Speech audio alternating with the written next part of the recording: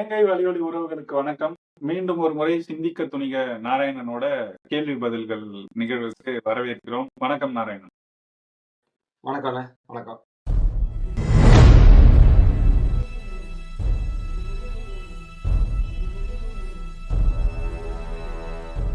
ஏன்னா இன்னைக்கு அதே டிஷர்ட் தானே? நீங்க மட்டும் வாரம் அதே சட்டையை போட்டு ஜாலியா வந்துடுறீங்க. சரி, இது எனக்கும் ஜாலியா இருந்துச்சு. அதனால நல்லது இதே தொடர்ச்சியா இந்த நிகழ்ச்சிக்கு போடலான்னு நினைச்சிட்டு தான் திரும்ப எடுத்து போட்டேன். நல்லதுண்ணே நல்லதுண்ணே. நல்லா அருமையா இருக்கு. இந்த வாரத்துக்கு என்னோட முதல் கேள்வி வந்து மின்னம்பலம் அப்படின்ற ஒரு யூடியூப் வலையொலியில பல கட்சி ஆளுங்களை பேச சொல்லியிருந்தாங்க இல்லையா? அதுவும் குறிப்பா அண்ணன் சீமான் வந்து பேசினாங்க. திமுகல ராசா பேசியிருந்தாரு. அந்த மாதிரி நிறைய பேர் பேசியிருந்தாங்க. அதுல குறிப்பா நான் வந்து ராசா பேசினதையும் அண்ணன் சீமான் பேசினதையும் முழுமையா கேட்டேன். இப்ப ராசா பேசினதுல எனக்கு பல கேள்விகள் இருக்கு. கேள்வியா வேங்கை வயல் வேங்கை வயலை பத்தி பேசினதுக்கு அங்கெல்லாம் முதல்வர் போ தேவையில்லை, மணிப்பூரையும் வேங்கை வயலையும் ஒப்பிடாதீங்க அப்படின்னு பேசினாரு. நீங்க பாத்துருப்பீங்கன்னு நினைக்கிறேன். உங்களோட கருத்துக்களை பகிர்ந்துங்க. அது அதான் இவங்களுக்கு வந்து எது நடந்தாலும் அங்க பாத்தியா இங்க பாத்தியா அப்படிம்பாங்க. சரிடா, நம்ம வீட்டுல இப்படி நடந்துச்சு, அதுக்கு நீ பதில் சொல்லு அப்படின்னா அது பெரிய விஷயம் இல்ல. மணிப்பூர்ல பாத்தியா எத்தனை பேர் செத்தாங்க அப்படிமா. இங்க கூட தமிழ் தேசியம் பேசுறேன்னு ஒரு பைத்தியக்காரன் ஒரு வலையொலியை வச்சு பேசிக்கிட்டு இருப்பான். அவனும் பாத்தீங்கன்னா வேங்கை வயல்ல எத்தனை பேர் செத்தாங்க, அப்புறம் ஏன் அதையே பேசிக்கிட்டு இருக்கீங்க அப்படின்னு சொல்லி பெரிய அறிவாளி மாதிரி ஒரு கேள்விய முன்னாடி முன்வைத்தான். அவனுக்கும் இவ்வளவு நாள், அதுவும் நான் வளர்ற காலத்திலேயே ஒரு கிட்டத்தட்ட ஒன்றிய அமைச்சர் ஆயிட்டார். நான் பள்ளி படிச்சுட்டு இருக்கும் போதே ஒரு ஒன்றிய அமைச்சர் ஆயிட்டார். முரசொலி மாறன் இருக்கும் போதே ஒரு ஒன்றிய துணை அமைச்சர் ஆயிட்டாருன்னு நினைக்கிறேன். அப்பல இருந்து இருக்கிற இவருக்கு இந்த அடிப்படை இது எவ்வளவு பெரிய சிக்கல்னு தெரியல. இன்னொரு பார்வையும் இருக்கு இதுல. என்னன்னா, இவர் வந்து ஒரு ஒடுக்கப்பட்ட சமூகத்துல இருந்து வந்து வளர்ந்தவருங்கிறது இவருக்கு ஒரு பெருமதிப்பே அதுக்காகவே பல பேர்கிட்ட கொடுத்துருக்கு. நம்ம ஏற்கிறோம் மறுக்கிறோம். கல்வி உரிமை வந்து பெரிய அளவுக்கு மறுக்கப்பட்ட சமூகமா தான் சில 10 ஆண்டுகளுக்கு முன்னாடி வரைக்கும் அவங்க இருந்திருக்கிறாங்க. அதுல ரொம்ப மிகச்சிலருக்கு தான் படிக்கிறதுக்கான வாய்ப்பு, பொருளாதார வாய்ப்புகள் எல்லாம் கிடைச்சது. அந்த மாதிரி உண்மையிலேயே ரொம்ப வறுமையில இருந்து மேல வந்தவர் தான் அண்ணன் ராசா அவர். அதனாலதான் நமக்கு அவர் மேல பல முரண்கள் எல்லாம் வந்தாலும், நம்மளுடைய எதிரி கட்சியில அவர் இருந்தாலும், அவர் ஏதாவது செய்யறாருன்னா பெரும்பாலும் கடந்து போவோம். இல்லைன்னா எதிர்த்தா கூட ரொம்ப மென்மையான ஒரு போக்கை தான் கடைபிடிக்கும். ரொம்ப வன்மையா அவரை கையாள மாட்டோம். இதுதான் காரணம். நம்ம அதை சொல்லிட்டே கூட பேச. ஆனா அவருக்கு கூட இந்த வேங்கை வயல்ல நடந்த சிக்கல் இது வந்து புதிய சிக்கலோ முதல் முறை நடக்கிறதோ கிடையாது. பல முறை இதுக்கு முன்னாடி நடந்திருக்கு. ரொம்ப எளிமையா அதுக்கு பேரே சொல்லுவாங்க, பீ தண்ணி அப்படிம்பாங்க. அவங்க தண்ணியை குடிக்க வைக்கிற வேலையை செஞ்சிருக்கிறாங்க முன்னாடி. இது வந்து எவனோ ஒருத்தன் போய் செஞ்சிருக்கான். அப்ப நீங்க இத கடுமையை எந்த காலகட்டத்துல இருக்கோம் நம்ம? 2025 அது நடந்தது 22ல நடந்துச்சுன்னு நினைக்கிறேன். நீங்க இதெல்லாம் எப்படி பொறுத்து கொள்ற நிலையில ஒரு ஒரு நிகழ்வா இதெல்லாம் இந்த காலகட்டத்துல? அதுக்கு 2 ஆண்டு 3 ஆண்டு ஆகியும் உங்களால யார் செஞ்சதுன்னு கண்டுபிடிக்க முடியலன்னு சொல்றதுக்கு வெக்கமா இருக்க வேணாம் ஒரு அரசுக்கு. சரி, அந்த அரசை நடத்துகிற கட்சி சார்ந்த ஒரு பிரதிநிதியே இவர் வந்து பேசும்போது இவர்கிட்ட கேட்டா மணிப்பூரை பாத்தியான்னு பேசுறதுக்கு கொஞ்சமாவது கூச்சம் இருக்கும். எதுவுமே இல்லாம அத எது கேட்டாலும் உத்தரப்பிரதேச பாத்தியா, பீகார பாத்தியா, அவன் தான் நல்லா இல்லைன்னு சொல்றீங்க. நீ ஏதாவது நல்லா இல்லாத செஞ்சா, இல்ல உன் நாட்டுல நடந்தா எதை கேட்டாலும் அவனை பத்தியா இவனை பத்தியானா, உன் நாட்டுல நடந்தது சரியா தவறா? அது தவறுனா நீ என்ன செஞ்ச? நீ சரியான நடவடிக்கையை எடுத்திருக்கியா? பீகார்காரன் எடுக்க மாட்டான், விட்டுரு. நீ எடுத்தியா? அதான் கேள்வி. அங்க கூட இந்த மாதிரி நிகழ்வு நடந்ததா அண்மை காலத்துல இல்ல. அங்கேயும் போட்டு கிழின்னு கிழிச்சானுங்க டெல்லி ஊடகங்கள் எல்லாம் கூட. அப்பவும் இவனுங்களுக்கு புத்தி வரல. அவனுங்களுக்கும் காசை கொடுத்து இவங்களை பத்தி பெருமையா எழுதுறதுக்கு தான் வேலை பார்த்துக்கிட்டு இருக்காங்க. அப்ப இது திருந்தாத கட்சி திமுக. அதுல இருந்தா இப்படிதான் இருப்பாங்க, இப்படி மாறுவாங்கன்றதான் மெத்த படித்த அண்ணன் ராசாவின் பேச்சு வழியாகவும் நாம் அறிவு. நல்லது. ரொம்ப வேதனையான ஒரு செயல் தான். ஆனா அதுக்கு இன்னமும் அவங்க இந்த மாதிரி கொடுக்கறது ரொம்ப வருத்தமா இருக்கு. அதுக்கப்புறம் இலவச மின்சாரம், அதாவது வந்து திமுகவோட சாதனைகள் அப்படின்னு பேசிட்டு வரும்போது கருணாநிதி அவங்க வந்து இலவச மின்சாரம் கொண்டு வந்தாங்க, அந்த ஒரு திட்டத்தை கொண்டு வந்தாங்க அப்படின்னு சொல்லி பேசுறாரு. இதுக்கு பின்னாடி ஒரு சின்ன ஒரு குட்டி கதைன்னு வச்சுக்கோங்களேன், அதையும் சொல்லிக்கிறேன். என்னன்னா, என்னோட பெயர் வந்து நாராயணன், உங்களுக்கு தெரியும். அந்த பெயர் காரணம் வந்து எங்க அப்பா அவரோட ஒரு 20கள்ல உழவர் அமைப்பு, அதாவது நாராயணசுவாமி நாயுடு அப்படின்னு ஒருத்தவர் இருந்தாரு. அவர் வந்து உழவர்களுக்கான ஒரு அமைப்பு, ஒரு ஒரு சங்கம் வச்சிருந்தாரு. அது மூலமா பல போராட்டங்களை முன்னெடுத்தாங்க. அதுல ஒரு முக்கியமான போராட்டம் தான் வந்து இந்த மின்சாரம் சம்பந்தமானது, உழவர்களுக்கு வேளாண்மைக்கு மின்சாரம் சம்பந்தமானது அப்படின்னு அந்த காலத்துல எல்லாம் எனக்கு கதை சொல்லுவாங்க. அதுல ஈர்க்கப்பட்டு அந்த தலைவரோட செயல்கள் ஈர்க்கப்பட்டு தான் எனக்கு நாராயணன் பேரை வச்சேன் அப்படின்னு சொல்லியிருக்காரு எங்க அப்பா. ஆனா இன்னைக்கு இந்த பேச்சுல அவரு ஆராசா வந்து என்ன சொல்றாருன்னா, யாருமே சிந்திக்கல, உழவர்கள் சிரமப்பட்டாங்க, கருணாநிதி சிந்திச்சு இந்த திட்டத்தை கொண்டு வந்தாருன்றாங்க. இது இது இத பத்தி நீங்க சொல்லுங்களேன். எனக்கு ரொம்ப வியப்பா இருக்கு. அப்ப எங்க அப்பா சொன்னது பொய்யா? நான் அவரை கூப்பிட்டு கேட்கணும். நீங்க சொல்லுங்க. இல்ல நீங்க சொன்னதுதான். வரலாறு இப்படிதான் இருக்கும். இப்ப இதுல அதுக்கு முன்னாடி இன்னொரு செய்தி சொல்றேன். நீங்க இப்போ எதனால உங்களுக்கு பேர் வந்துச்சுன்னு பெயர் காரணத்த சொன்னீங்க. இத வச்சுக்கிட்டு நீங்க தெலுங்கர்ன்னு இப்போ வந்து சில பேர் முத்திர குத்துவானுங்க. அது ஒரு பக்கம் இருக்கட்டும். இல்ல அது அது தமிழர்கள் வந்து எங்க அவங்களுக்கு நல்லது நடந்தாலும் அல்லது எதிர் மேல ஈர்க்கப்பட்டாலும் அதற்கு ஒரு மரியாதையா அந்த அவங்க மாற்று மொழியினரா இருந்தா கூட அந்த ஒரு ஈர்ப்புனால அந்த பெயர் வைக்கிறது இருக்கு இல்லையா? சரி நீங்க சொல்லுங்க. அது மற்றவங்க எப்படி நினைச்சாலும் நம்மளுக்கு நெறைய சிக்கல். ஏங்க அதெல்லாம் நெறைய இருக்கு. இங்க எந்த ஏதோ நிலையில ரொம்ப எளிமையா சொல்லணும்னா பென்னி குயிக் இருக்கு. பென்னிங்டன் பிரபு அப்படின்றது தான் அவருடைய பேரு. பென்னிங்டன்றது அவர் பேரு. பென்னிங்டன் பிரபுன்னு அவர கூப்பிடுவாங்க. என் கூட வேலை செஞ்சவர் ஒருத்தரு அந்த பகுதியில இருந்து வர்றாரு. அவருக்கு பேரே பென்னிங்டன் பிரபு. பென்னி, பென்னி அப்படின்னு எத்தன பேருக்கு அந்த ஊர் பக்கத்துல நீங்க போனீங்கன்னா பேர் வச்சிருப்பாங்க தெரியுமா?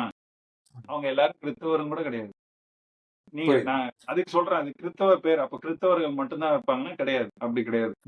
நீங்க அதனால இதெல்லாம் வந்து அடிப்படை அறிவு இருக்கிறவன் புரிஞ்சுக்குவான். நான் அது ஒரு போற போக்குல சொன்னா அதுக்கு ரொம்ப விளக்கம்லாம் ஒண்ணும் தேவையில்ல. இப்ப இதுல அ இப்படிதான் ஏதோ ஒண்ணு யாரோ போராடி இருப்பாங்க. அதுக்கு உயிரிழப்பு கூட நடந்திருக்கும். ஆனா தங்களோட ஸ்டிக்கர கொண்டு வந்து ஒட்டுறது தான் திராவிட மாடல். அதத்தான் இவங்களும் தொடர்ச்சியா செஞ்சுகிட்டு இருக்காங்க.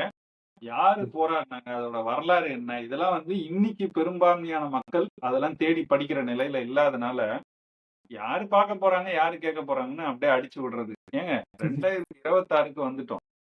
ம். இப்ப 25 கிறிஸ்துமஸ் நிகழ்ச்சிய ஒட்டி பெரியாருக்கு அந்த ஈவேராக்கான நினைவு நாள் ஒட்டி நிகழ்ச்சிகள்லாம் நடத்துறாங்க. அதுல யுனெஸ்கோ விருது குடுத்தாங்கன்னு பேசுறாருங்க ஒருத்தரு. இன்னும் இன்னும் இப்பவும் பேசுறாங்க. 25 கடைசில எங்க தெரியுமா? அதுவும் ஐயா சுபவீர பாண்டியன் போட்ட கூட்டம் மயிலாடுதுறையில அண்ணன் ம். சீமான் ஒரு கூட்டம் போட்டு பெரியாரை போற்றுவோம் நடத்தினாரா? அதுக்கு அடுத்த ஆ. நாள் அங்க சுபவி கூட்டம் போட்டு அழுதாரு.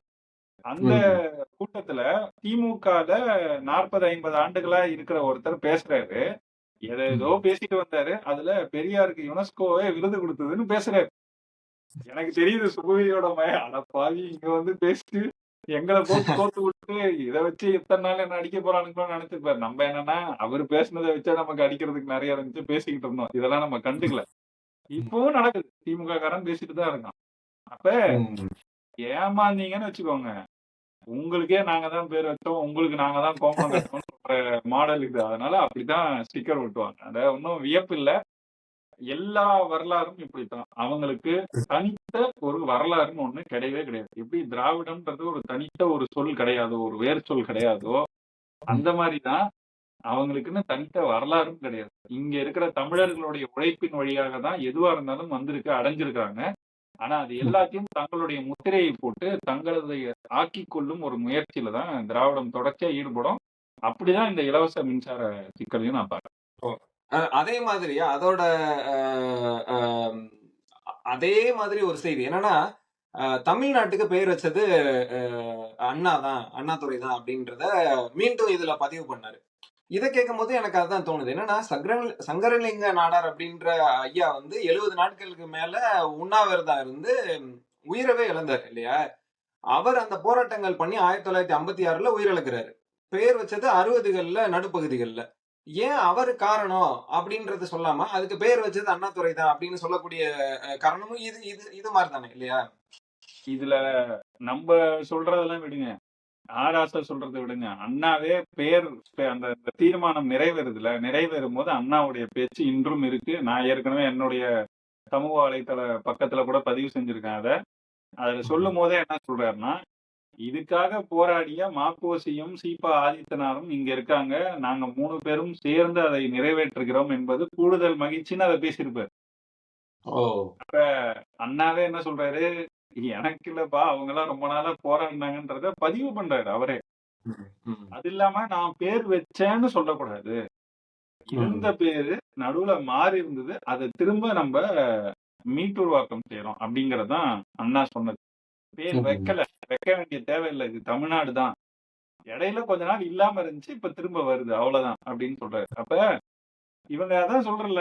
அத இவங்களுமே படிச்சிருக்க மாட்டாங்க. பார்த்திருக்க மாட்டாங்க. கேட்டிருக்க மாட்டாங்க. அதனால இந்த மாரி எதையாவது ஒண்ணுத்த அடிச்சு விடுறது. ஆராசா சங்கர் கூட முதற்கொண்டு அவரு ம். ஆராசா முதற்கொண்டு அந்த நிலைமையில தான் இருக்காங்களா? அதாவது எல்லாருமே வெளிய வந்து திராவிட திராவிட இயக்கத்துல உள்ள ஒரு இன்டலெக்சுவல்ஸ் அப்படின்னு சொல்லக்கூடியவங்களும் இந்த நிலைமையில தான் இருக்காங்க. படிக்க மாட்டாங்க. இந்த திராவிட இயக்கத்துல மேல இருந்து கீழ வரைக்கும் ஒரு மிகச்சிலர் நீங்க விரல் விட்டு எண்ணிறலாம் இவங்கலாம் படிப்பாங்கன்னு. ஆராசா ம், படிப்பாரு. நான் படிக்கவே மாட்டாரு. இந்த மாரி செய்திகள்லாம் படிக்கிற மாரி அவரு தெரியல. அவர் பேச்சுக்கள இதுவெல்லாம் நீங்க சுபுவி கிட்ட கேட்டீங்கன்னா தெரியும். ம், ஆனா பொய் பேசுவாரு, மறைப்பாரு. ஆனா அவருக்கு தெரியும். சரியா? ஆனா ம், ராசா வந்து வேற சில செய்திகள் தான் அவருடைய இந்த ஸ்பெஷாலிட்டின்னு சொல்லுவோம்ல, தனித்துவம்னு ம், அந்த மாரி. இந்த மாரி செய்திகள அவர் பெருசா எப்பவுமே கொஞ்சம் அரசியல் தத்துவம் சார்ந்தெல்லாம் நல்லா பேசுவாரு. அ ம், வரலாறுல வந்து அவர் பெருசா ரொம்ப கரை தேர்ந்தவர் போல நான் பார்க்கல. ஏன்னா, அவர் அதிகம் இந்த மாரி வரலாறுலாம் பேசினதே கிடையாது. தத்துவங்கள ம். பத்தி பேசுனீங்கன்னா ஓரளவுக்கு நல்லா பேசுவாரு. ஆழமாவே பேசுவாரு. அதான் சொல்றேன். எல்லாருக்குமே எல்லாம் தெரிஞ்சிருக்கணும்னு தேவையில்ல. ஆமா. நான் அப்படியும் பார்க்குறேன். ஆனா, இந்த மாரி செய்திகள பேசும்போது இன்னும் கொஞ்சம் நீங்க கவனம் எடுத்து பேசணும். அதுதான் ம். அவர் தவற விடுறாருன்னு நான் பார்க்குறேன். அதோட கூடுதலா இதையும் சேர்த்து சொல்லுங்களேன். அதாவது இத தொடர்ச்சியா பேசிட்டு இருக்கும்போது, தமிழ் சான்றோர்கள் மறைமலை அடிகளா இருக்கட்டும், மற்ற பெயர்கள்லாம் சொல்றாரு. தமிழ் சான்றோர்கள் தமிழுக்காக உழைச்சாங்க. ஆனா அவங்க சாதிய பற்றிக் கொண்டாங்க. சாதிய வந்து எதிர்க்கல. ஐயா ஈவேராவும், அண்ணாதுரையும், கருணாநிதி இவங்கெல்லாம் வந்து தமிழையும் வளர்த்தாங்களாம், சாதியையும் ஒழிச்சாங்களாம். இதுக்கு உங்களோட கருத்து? இது இவங்க பேசிக்கிட்டே இருக்க வேண்டியதுதான். என்னன்னா, அத்திப்பாக்கம் வெங்கடாசலனார்ன்னு ஒருத்தர் இருந்தாரு. அவர் வந்து பெரியாரே வந்து அவருடைய நூல அச்சிட்டுலாம் குடுத்திருக்கிறாரு.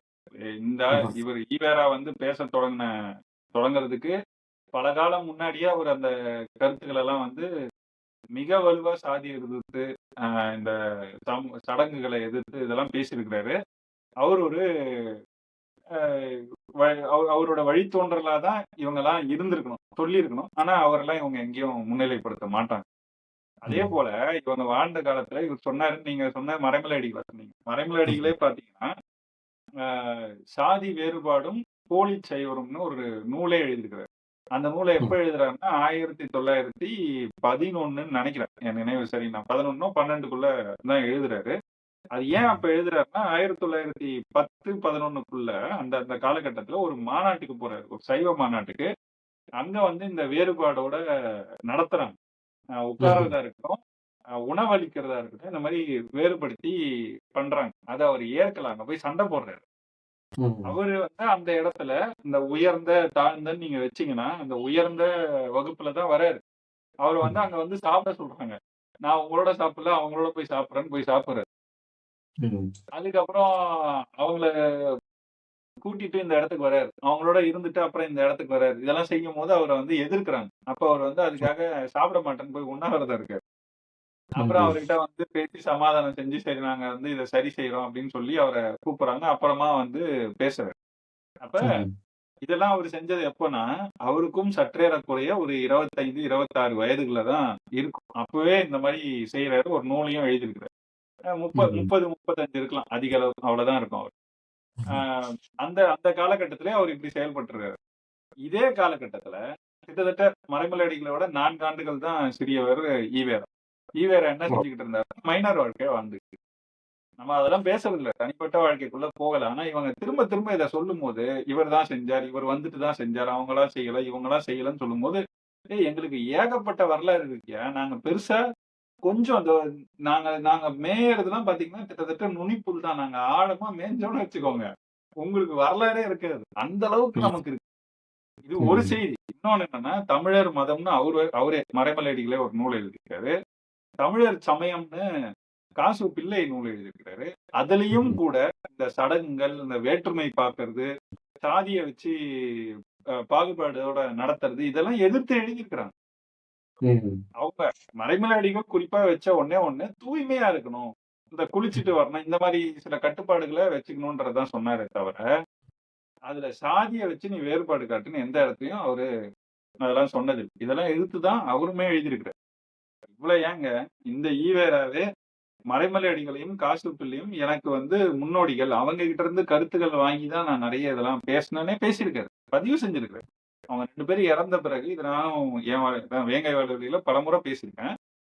ஆ என்னன்னா, அவங்க 2 பேரும் இறந்த பிறகு, அவங்க 2 பேரும் எனக்கு 2 கை போல இருந்தாங்க. இப்ப 2 கை இழந்தவன் போல நான் உணர்றேன் அப்படின்னு சொல்லி அவரு பதிவு செஞ்சது இருக்கு. ஈவேரா பதிவு செஞ்சது.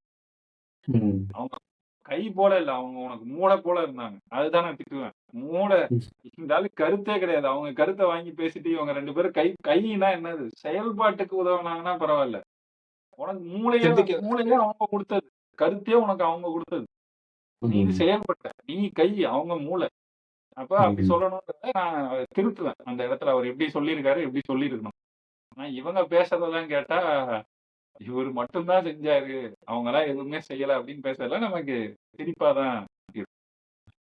இதெல்லாம் மொத்தமா பார்க்கும்போதுன்னா, ஆ இப்ப அம் இந்த இந்திய துணைக்கண்டத்துல தென்னிந்தியா தான் வளர்ச்சி அடைந்த மாநிலங்கள் இருக்குது அப்படின்னு பொதுவான பொது சிந்தனையில இருக்கு இல்லையா?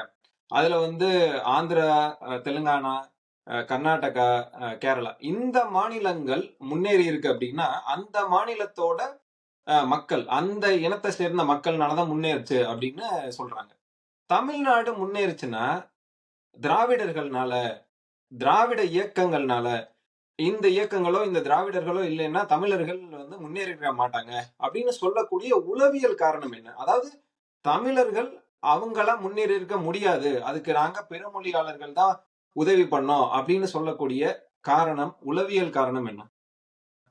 அது அவங்க பிறமொழியாளர்களால தான் அப்படின்றத அவங்க எங்கேயும் சொல்றது இல்ல. ஈவேரா மட்டும்தான் அப்பவே பதிவு பண்ணியிருக்காரு. உங்களுக்கு தலைமை தாங்க யார் வந்தது?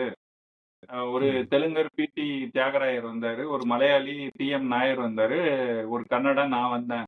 தமிழன் எவன் வந்தான் அப்படின்னு கேட்பாரு. அந்த அதுக்கான புள்ளிய எடுத்து வச்சதே நடேசனார்ன்ற தமிழன் தான்றத மறைச்சிருவாரு. அந்த இடத்துல தான் இவங்களோட உண்மைத்தன்மை எப்படி இருக்கு அப்படிங்கிறத நம்ம புரிஞ்சுக்கணும். தமிழர்கள் புரிஞ்சுக்கணும். அதுதான் அந்த இடத்துல முக்கியமான தேவையா இருக்கு. அது இவங்க சொல்றதுதான். நீங்க ரொம்ப எளிமையா கேட்கணும்னா, நம்ம வளர்ந்திருக்கோம்னா சுத்தி இருக்கிறவங்களும் வளர்ந்திருக்காங்க. நம்ம வளர்ந்ததுக்கு காரணம் பெரியார்னா, அங்க யாரு காரணம்? நம்ம வளர்ந்ததுக்கு திராவிட இயக்கம் காரணம்னா, அங்க எந்த இயக்கம் காரணம்? அப்ப இது காலங்கள் மாறுது. அ தகவல் தொழில்நுட்பம் உட்பட பல தொழில்நுட்ப வளர்ச்சிகள இந்த காலகட்டத்துல அடையிறோம். அந்த தகவல் இந்த தொழில்நுட்ப வளர்ச்சியே பல இடங்கள்ல சமத்துவத்த தானா ஏற்படுத்துது. இப்ப இவ்வளவு நாள் நீ ஒரு நூலகம் வச்சிருக்கீங்க. அந்த நூலகம் இவங்களுக்கு தான். காசு கட்டி தான் நீங்க பார்க்கணும், படிக்கணும் அப்படின்லாம் இருக்கும்போது, காசு இல்லாதவனால அங்க போக முடியாது. இந்த மாரி சூழல்லாம் இருந்துச்சு. நீ எல்லாமே இணையத்துல இருக்கணும்போது, யார் வேணா தட்டி தெரிஞ்சுக்கலாம்.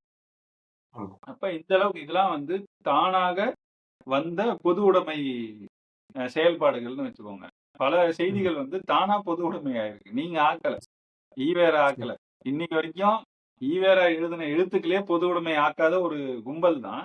எங்களால தான் இது வந்துச்சு, எங்களால தான் அது வந்துச்சும்பாங்க. உங்க கருத்தையே முழுசா வெளிய விடுறதுக்கு உங்களுக்கு தைரியம் இல்ல, துணிவு இல்ல. ஏன்னா வந்தா அம்பலப்பட்டுருவீங்கன்றதுனால எல்லாத்தையும் பொத்தி பொத்தி வச்சிருக்கிறீங்க. அவ்வளவுதான். அப்ப இதுக்கெல்லாம் இவங்க சொந்தம் கொண்டாடுறதுக்கு ஒரு விழுக்காடு கூட இவங்களுக்கு அ அ அத விடக்கூடாது.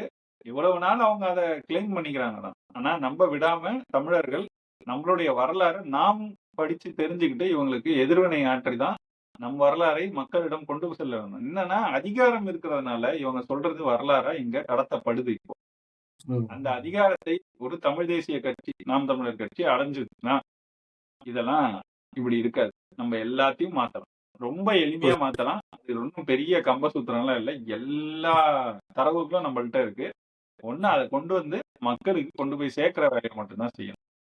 நல்லது. நல்லதுண்ணா. இதுல கடைசியா ஒரு கேள்வி மட்டும். என்னன்னா, ஆராசாவை நோக்கி தனி தொகுதியில பெரம்பலூர்ல நீங்க இருந்தீங்க, போட்டி போட்டீங்க. அது பொது தொகுதியா ஆனப்ப நீங்க நீலகிரிக்கு போயிட்டீங்க அப்படின்ற குற்றச்சாட்டு வைப்பாங்க. அதுக்கு இதுல பதில் சொல்ற மாதிரி அது நான் பொது தொகுதியில தான் நிக்கணும்னு கருணாநிதி சொன்னாரு. ஆனா நான் நீலகிரிக்கு என்னோட முன்னோர்கள் அங்க இருந்தாங்கன்னு நான் கேட்டு அந்த தொகுதியை எடுத்தேன் அப்படின்னு சொல்றாரு. அதே கருணாநிதி தான் வந்து தனி தொகுதிக்கு மட்டும்தான் நீங்க போட்டி போடணும், பொது தொகுதிக்கு ஆசைப்படக்கூடாதுன்னு விசிக வன்னியரசு ஒரு இதுல சொல்லியிருப்பாரு, தொலைக்காட்சியில சொல்லியிருப்பாரு. அப்ப இந்த ரெண்டுமே வந்து கருணாநிதி சொன்னதுதான் இல்லையா? அத பத்தி உங்க கருத்து? கருணாநிதி அப்படித்தான். இது இன்னும் நம்ம சொல்றதா விடுங்க. தோப்பா எல்லாத்துக்கும் தோப்பா நம்மள்ட்ட கொண்டு வந்து சொல்லுவாங்க. பாத்தீங்களா தோப்பா வந்து பெரியாரை பத்தி என்ன சொல்லியிருக்கிறார் அப்படின்னு. கருணாநிதி பத்தி என்ன சொல்லியிருக்காரு தெரியுமா தோப்பா? நம்ம சொல்லுங்க ஏதாவது கேட்போம். சொன்னா பெரியாரை எதிர்த்து பேசினா பழனி பாபா என்ன சொன்னாரு தெரியுமா? பெரியாரை ஏற்காதவர்களை பெரியாரை அம்பேத்கரை ஏற்காதவர்களை ஏற்காதீங்கன்னு சொன்னாரு. நாங்க அம்பேத்கரை ஏற்கிறோம். அவரு உண்மையிலேயே அறிவாளி. ஆனா ஈவேரா அப்படியா? அத கேட்டோம்னா பழனி பாபா சொல்லியிருக்காரு. அப்ப நீங்க பழனி பாபாக்கு எதிரானவர்கள் அப்படிம்பாங்க. அந்த பழனி பாபா கருணாநிதியை பத்தி என்ன சொல்லியிருக்காரு தெரியுமா? அதனால சொல்லுங்க, ஆர்வமா எல்லாருக்கும் இருக்கு. உண்மை தெரியும். கருணாநிதி எப்படிப்பட்ட நபர்ன்னு நான் கேட்கிறேன். இவ்வளவு பேசுறவங்க கருணாநிதி ஊழல் செய்யாதவர்ன்னு யாராவது எங்கேயாவது பேசியிருக்காங்களா? திமுக காரங்க. நீங்க கேட்டிருக்கீங்களா இது வரைக்கும்? இல்ல, அவர் அதையும் ஊழல் கேட்கணும்னு செய்யாத ரொம்ப ஆர்வமா இருக்கு. அப்பழுக்கற்ற ஒரு நபர். அவர் ஊழலே செய்ததில்லை. எங்கேயாவது சொல்லியிருக்காங்களா? ஜெயலலிதா மாட்டுனாங்க. ஏதாவது வழக்கு இருக்கா? நிரூபிக்கப்பட்டிருக்கா? அப்படிம்பாங்க. ஊழலே செய்யலங்க அப்படின்னு ஒரு திமுக காரங்க கூட சொல்ல மாட்டான். ஏன்னா அவனுக்கு தெரியும். நம் தலைவர் எப்படிப்பட்ட தலைவர்ன்னு தெரிஞ்சுதான் அவனுங்க ஏத்துக்கிட்டு தான் அங்க நிக்கிறாங்க. அதனால ம். கருணாநிதி எப்படின்னு எல்லாருக்கும் தெரியும். இவர் வந்து இங்க வெள்ளடிக்கிற வேலை எல்லாம் எவ்வளவு செஞ்சாலும் அது எடுபடாது. எல்லாருக்கும் தெரியும். அவர் சாதி ரீதியாக தமிழர்களை பிளவுபடுத்தும் வேலையை முதன்மையாக நின்று செய்தார். தோப்பா சொல்கிறார். என்னெல்லாம் விடுங்க. ஆய்வாளர். ஆய்வு செஞ்சு சொல்றாரு. கருணாநிதி தான் இப்படி சாதி கட்சிகள் உருவாகிறதுக்கு காரணமே அப்படின்னு தோப்பா சொல்றாரு. இத மறுக்க ம். போறாரு ஆராய்ச்சா? அப்ப எத வச்சு மறுக்கிறாருன்னு சொல்லட்டும். நம்ம அடுத்து ஒவ்வொரு கட்சியும் எப்படி உருவாச்சு, அந்த கட்சிகள் எந்தெந்த காலகட்டத்துல உருவாச்சு, அதை எப்படி இவரு எப்பப்ப கூட்டணியில வச்சாரு, அவங்கள அதுக்கப்புறம் அவரோட கட்சியிலேயே திமுகலயே எப்படி இணைச்சுக்கிட்டாருன்னு ஒண்ணொண்ணா நான் சொல்றேன். வீர நல்லது. வன்னியர் பேரவைன்னு ஒண்ணு இருந்துச்சு. அது எப்ப இணைஞ்சது திமுகவுக்குள்ள. அப்புறம் தமிழர் தேசம் ஏதோ ஒரு கட்சி, ஒரு கோனார் கட்சி ஒண்ணு இருந்துச்சு. அது எப்ப இணைஞ்சது? நான் ஒவ்வொன்னா சொல்றேன். யார் அந்த நபர்? இன்னைக்கும் திமுகல அவங்க என்ன பொறுப்புல இருக்காங்க? எல்லாமே நம்ம பேசுவோம். அது அது அவங்க சொல்லட்டும். அந்த மாரி செய்திகள் வந்துச்சுன்னா, நம்ம பிறகு இன்னும் விரிவா நல்லதுண்ணே, நல்லது. அடுத்தது சவுத் பீட் அப்படின்னு ஒரு வலைவலியில அஹ், இவங்க தீகாவோட அருள்மொழி, அவங்க வந்து ஃபெலிக்ஸ் என்பொலி அப்படின்றவர்கிட்ட ஒரு நேர்காணல், அதை இப்பதான் பார்த்தேன், ஒரு 3 வாரங்கள் ஆச்சு, அதுல பார்த்தேன். கருத்து என்னன்னா, 2008-9 காலத்துல ஈழத்துல நடந்த அந்த போரா இருக்கட்டும், அதோட விளைவா இருக்கட்டும், அது யாருனாலையும் கட்டுப்படுத்தி இருக்கவே முடியாது, யாருனாலையும் தடுத்திருக்கவே முடியாது அப்படின்னு சொல்றாங்க அருள்மொழி. 2வது, அதுக்காக உழைச்ச திராவிட இயக்க தோழர்கள் வந்து இன்னைக்கு அதை பத்தி பேச மாட்டேன்றாங்கன்னா, அதை பேசினா அவங்க எல்லாம் அழுதுருவாங்க, அவங்க வந்து ரொம்ப எமோஷனல் ஆயிருவாங்க, அதனால அதை தவிர்க்கிறாங்க. ஆனா இதுல சம்பந்தப்பட்ட ஈழத்தமிழர்கள் இன்னைக்கும் வெளிநாடுகள்ல போய் வசதியா இருக்காங்க. அவங்கள விட திராவிட தோழர்கள் வந்து மன அழுத்தத்துல இருக்காங்க அப்படின்றாங்க. இத பத்தி நீங்க என்ன நினைக்கிறீங்க? இல்ல 2 வகையா பார்க்கணும் இத. ஒண்ணு வந்து இவங்க தரப்புக்கு வெள்ளை அடிக்கிறதுக்கு அவங்கலாம் பேசினா ரொம்ப எமோஷனல் ஆயிடுவாங்க. அதனால பேச மாட்றாங்கன்னு சொல்றது. அது கூட நீங்க ஏதோ சொல்லிட்டு போறீங்க. உங்க ஆட்களுக்கு வெள்ளை அடிக்கிறதுக்கு நீங்க சொல்றீங்கன்னு கூட பார்க்கலாம். ஆனா நேரடியா அத அனுபவிச்சு வெளிநாட்டுல போய் அகதியாக குடிபெயர்ந்து அது எவ்வளவு சிக்கல் நீங்க கேட்டிருக்கீங்களா? அகதியா போறவங்கலாம் எப்படி போயிருக்காங்கன்னு? இங்க நாடு கடந்து இங்க நாடு நாங்க பழகக்கூடிய கால்நடையா சொல்லுங்க. கால்நடையா நடந்து போன செய்தியெல்லாம் இருக்கு தெரியுமா? கால்நடையா ஐரோப்பாக்கு எப்படியோ ஒரு வழியில துருக்கி வழியா அந்த மாதிரிலாம் போயிருக்காங்க. ஐரோப்பாக்குள்ள போயிட்டு கால்நடையாவே ஒரு நாட்டுல இருந்து இன்னொரு நாட்டுக்கு நடந்தே போவாங்களாம். 8 நாள் ம். நடந்தேன், 10 நாள் நடந்தேன்னு என்ட்டயே சொல்லியிருக்காங்க.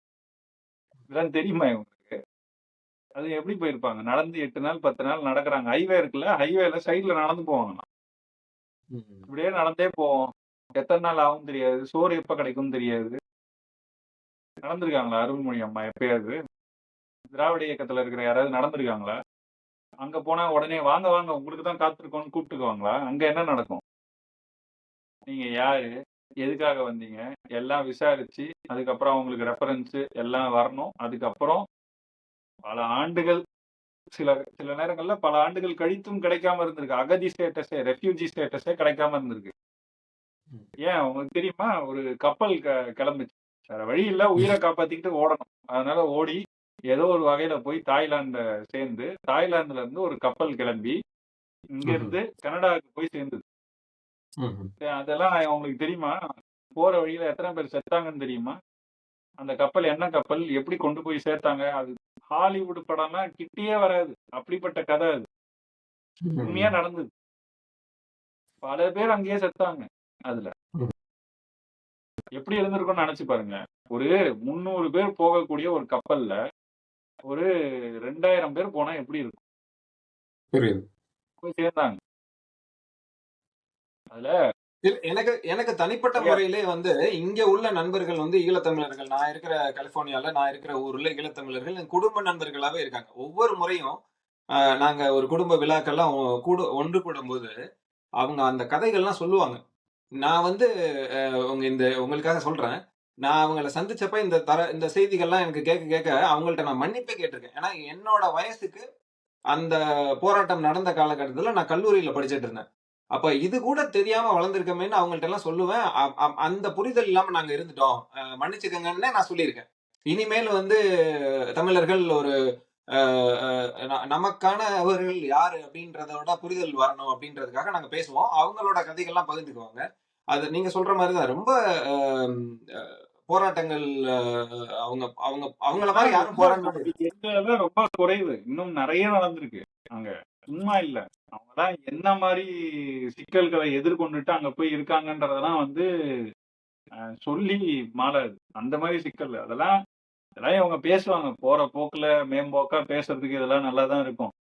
இன்னொன்னு இவங்கலாம் ஏன் பேச மாட்றாங்கன்னா, அழுதுருவாங்களாம். உங்க அழுதது தான் தெரிஞ்சது. கொளத்தூர் மணிக்கு ஃபோன் பண்ணி ஒருத்தர் கேட்கும்போது, "எத்தன வருஷம் உங்க சிக்கலையே பேசிட்டு இருக்க முடியும்ன்னு?" கேட்டார்ல. ஆமா, அப்ப அதுலருந்து ஆமா. தான் தெரிஞ்சிருச்சு. ம். என்னன்னா, நாங்க செய்றோங்கிறதுக்காக, நீங்க ஏற்கனவே செஞ்சத கொச்சப்படுத்தணும்னோ, அத விமர்சிக்கணும்னோ எங்களுக்கு தேவையில்ல. நாங்க அத என்னைக்கும் செஞ்சதும் கிடையாது. நீங்க திரும்ப திரும்ப அத பேசுனீங்க, இந்த மாரி சொரிஞ்சு பார்த்தீங்கன்னா, அத பேச ஆரம்பிச்சோம். அக்கு வேறு, ஆணி வேறா பிரிச்சிடலாம். வைகோ என்ன பண்ணாரு? பழநெடுமாறன் என்ன பண்ணாருன்ற வரைக்கும் நாங்க எல்லாத்தையும் எடுத்து பேச முடியும். கோவை ம். ராமகிருஷ்ணன் என்ன பண்ணாரு? எல்லார பத்தியும் பேச முடியும். ஏன் ம். பேசாம கடக்குறோம்னா, உங்களுக்கு பங்களிப்பு இருக்கு. அத மதிக்கிறோம். இயக்கம் மதிச்சுது, நாங்களும் மதிக்கிறோம். கடந்து போறோம். எங்கள ம். சீன்றதுக்காக இதெல்லாம் கொண்டு வந்து இந்த மாரி திரிச்சு கேவலப்படுத்தி பேசுனீங்கன்னா, வேற வழி இல்ல. நாங்களும் திரும்ப பேச வேண்டியிருக்கும். அது நல்லா இருக்காதுன்றது மட்டும் தான் சொல்லி. நல்லதுங்க. கடைசி அந்த நேர்காணல்ல ஒரு கடைசி இது என்னன்னா, அ உங்க தலைமையில அதாவது தமிழ் மீட்சி பாசறை திருச்சியில நடந்த அந்த பாரதியை போற்றுவோம், பாரதிர போற்றுவோம் அந்த நிகழ்ச்சிய வந்து இவங்க சாடி அதுக்கு என்ன சொல்லியிருந்தாங்கன்னா, அங்க பெரும்பான்மையா பேசின இளைஞர்கள் வந்து இஸ்லாத்த தழுவுனவங்க. அந்த மார்க்கத்தை ஏத்துக்கிட்டவங்க. அவங்கள வச்சு அ அ ஐயா ஈவேராவை எதிர்த்து பேச வைக்கக்கூடிய ஒரு சூழ்ச்சிய வந்து நாம் தமிழர் கட்சி பண்ணுது. அது வந்து ஆர்எஸ்எஸ் ஓட அ வேலை திட்டங்கள்ல ஒண்ணு அப்டின்றாங்க. அ சொல்லுங்க. ஆர்எஸ்எஸ் ஓட வேலை திட்டம். அதுல இஸ்லாமியர்கள் வந்து செய்றாங்க. ஆமா. இஸ்லாமியர்கள வச்சு ஆர்எஸ்எஸ் ஒரு வேலை திட்டத்த முன்னெடுக்குது. அத இஸ்லாமியர்களும் ஏற்றுக்கொள்றாங்க. இதுதான் இவங்க சொல்றாங்க. இவங்களோட அறிவு எவ்வளவு குருவி மூளை மாரி இருக்குன்னு பார்த்தீங்களா? இல்ல ரொம்ப ஆர்வமா அதுல இருந்துச்சு வந்து எனக்கு அவரு கேட்கறதுக்கு. அவரு அப்படியே சொல்லுங்க. பெருசா கண்டுபிடிச்ச மாரி வேலூர் இப்ராஹிம்கள் அப்படின்னாரு. அவர் கூட கமெண்ட் அடிப்பாரு. அந்த ம். ஃபெலிக்ஸ் இன்போ அப்படின்னு. ரொம்ப மலிவான சிந்தனை கொண்டவங்க. அவங்களுக்கு வந்து கருத்தா எதிர்கொள்ள முடியாது. இப்ப நான் என்ன சொல்றேன், அவங்க இஸ்லாமியர் சரி, அவங்க ம். கிறிஸ்தவரா கூட இருக்கட்டும். அவங்க சைவரா இருக்கட்டும், வைணவரா இருக்கட்டும், இல்ல இந்துன்ற சமயத்தை ஏத்தவங்களா கூட இருக்கட்டும். அவங்க சொன்ன கருத்துக்கு உங்களோட பதில் என்ன? அவங்க ம். சொன்னது பொய், அவதூறு சொல்லுங்க. அது எதுவுமே சொல்லல. பெரியார் சொல்லாததை அவர்கள் கொண்டு வந்து பேசினார்கள். சொல்லுங்களேன். இல்ல சொல்ல அதுக்கு முடியாது. வரவே ஏன்னா, இல்ல. அவங்க அவங்க பேசினது என்ன எல்லாமே பேசுனாங்க தரவுகளின் அடிப்படையில பேசினது தான். அதனால அவங்க என்ன அவங்களால அப்படி பேசுனாங்க சொல்லவே அப்டின்றத மன்னிச்சுக்கங்கண்ணே. அவங்க என்ன பேசுனாங்கன்றத அவங்க எடுத்து பேசவே இல்ல. கடைசி வரைக்கும் பேசல. அதுதான் நானும் சொல்றேன். அது அப்படி பேச மாட்டாங்க. ஏன்னா திராவிட தரப்பு எப்பவுமே இதான் செய்யும். என்ன பேசினாங்க? கருத்துக்கு எதிர்வினைனா இருக்கவே இருக்காது. அந்த கருத்து பொய், பிழை அப்படின்னு சொல்லவே மாட்டாங்க. அவங்க ஏன் செய்றாங்க தெரியுமா? அவங்க ஆர்எஸ்எஸ் கைக்கூலி. ஆர்எஸ்எஸ் சொல்லி செய்றாங்க. குருமூர்த்தி சொன்னதை தான் செய்து கொண்டிருக்கிறார் அப்படிம்பாங்க. குருமூர்த்தியே சொல்லிட்டாரு, "நான் இதுவரைக்கும் பார்த்ததே கிடையாதுங்க சீமான நேர்ல" அப்படின்ட்டாரு. ஆனாலும் திரும்ப திரும்ப குருமூர்த்தி சொல்லி தான் இதை செய்து கொண்டிருக்கிறார் அப்படிம்பாங்க. அப்ப இதெல்லாம் வந்து திராவிடம் பன்னெடுங்காலமா செய்யுது. நம்ம வந்து வரலாறு எனது வழிகாட்டின்னு தலைவர் சொன்னதுதான் நமக்கு. அதனால இவங்க என்ன செஞ்சிருக்காங்கன்னு பார்க்கிறோம். காமராஜரை என்ன பேசுனாங்க? அவங்க கூடவே இருந்துட்டு வெளியேறின ஈ.வி.கே. சம்பத்த என்ன பேசுனாங்க? அதுக்கு பிறகு ஒவ்வொரு காலகட்டத்திலும் வெளியேறியவர்களை கருணாநிதியும் அவர் வகையறாக்களும் எப்படியெல்லாம் பேசினாங்க? நான் வளர்ந்த காலத்தில் ஜெயலலிதாவை இவர்கள் எப்படியெல்லாம் பேசினார்கள்? இவர்களிடமிருந்து வெளியே போன வைகோவை என்ன பேசினார்கள்? இவர்கள் கூட்டணியில் இருந்து வெளியேறின ராமதாஸையும் அண்ணன் திருமாவளவனையும் என்ன பேசினார்கள்? எல்லாம் பார்த்து தான் வளர்ந்துருக்கோம். அதனால எனக்கே தெரியும். மத்ததெல்லாம் கூட விடுங்க. முன்னாடிலாம் நான் படிச்சிருக்கேன். நான் பார்த்து தெரிஞ்சது எனக்கு நெறைய தெரியும். அதுவும் அந்த தரப்புல இருந்தே. திமுக ஆதரவாளனாக இருக்கும்போது நம்ம பார்த்ததே கூட, அந்த காலகட்டத்திலேயே கூட நான் முழுசா ஏற்றுக்கொண்டது கிடையாது. அதனால நமக்கு தெரியும் நல்லா இவங்களோட வரலாறு. கருத்துக்கு கருத்தாக பதில் சொல்ல தெரியாதவர்கள் தான் இந்த திராவிடர். அதனால தான் திருட்டு திராவிட கூட்டம்னு சொல்றோம். மத்தவன் கருத்த தனதாக்கிக் கொள்ள விரும்புறது. அத ஆக்கும்போது நீங்க எதிர்த்து கேள்வி கேட்டீங்கன்னா, உடனே குய்யோ முய்யோன்னு கத்திக்கிட்டு நம்ம மேல அவதூறு பரப்பிக்கிட்டு, அதாவது எல்லாருக்கும் இவங்க வச்சிருந்த ஒரு டெம்ப்ளேட் ஒரு பொம்பள சிக்கல். யாராவது ஒரு பெண்ணை பிடித்து கொண்டு வந்து வைகோவை அசிங்கப்படுத்தினார்கள். காமராஜர் வரைக்கும் நீங்க அது போனீங்கன்னா இருக்கு. ம். அண்ணன் திருமாவளவன் தான் யாரும் மறந்திருக்க முடியாது. சரியா 11 ஆண்டுக்கு முன்னாடி அவங்க என்ன செஞ்சுகிட்டு இருந்தாங்கன்றத 2016 தேர்தலை ஒட்டி அவங்க என்ன செஞ்சுகிட்டு இருந்தாங்கன்றத நீங்க போய் இதே வலைவலியில YouTubeல தேடுங்க. உங்களுக்கு தெரிய வரும். அப்ப இவங்க என்னப்பா அப்படித்தான் செயல்படுவாங்க. இவங்க இன்றும் திருந்தவில்லைங்கிறது தான் இன்று வரை அவர்களுடைய செயல்பாடு நமக்கு காட்டிக் கொண்டு நல்லதுண்ணே. நல்லது. அடுத்து வந்து டிடிவி தினகரன் அவரு வந்து அவரோட அமமுக அப்படின்ற கட்சி வந்து இந்த வரக்கூடிய சட்டமன்ற தேர்தல்ல அதிமுக பாஜக கூட்டணியில போய் இணையுது அப்படின்னு செய்திகள் வந்தது இல்லையா? அத பத்தி உங்களோட கருத்து? இல்ல அது எதிர்பார்த்ததுதான். அவருக்கு வேற எங்கேயும் போறதுக்கு போக்கிடம் இல்ல. சும்மா விஜய வச்சு ஒரு விளையாட்டு காமிச்சுட்டு இருந்தாங்க. எல்லாருமே அதான் செஞ்சுட்டு இருக்காங்க. இப்ப காங்கிரஸும் அதான் செஞ்சுட்டு இருக்கு. இன்னைக்கு பேசுற பேச்செல்லாம் பார்க்கும்போது காங்கிரஸும் முடிச்சுக்கிட்டாங்கன்னு தான் நமக்கு தோணுது. அவ்வளவுதான். ஆட்டம் குளோஸ். அவங்களும் திமுகவோட தான் இருக்க போறாங்கன்றத இன்னைக்கு செல்வ பெருந்தகை சட்டப்பேரவையில பேசினதா இருக்கட்டும். மாலையில அவங்க காங்கிரஸ் நாடாளுமன்ற உறுப்பினர் மாணிக்கம் தாக்கூர் பேசினதா இருக்கட்டும். அதெல்லாம் அதுதான் சுட்டிக்காட்டுது நம்ம. அதே மாரி தான் அதிமுக கூட்டணியிலயும் சிலர் வந்து இந்த வேடிக்கை காமிச்சிருந்தாங்க.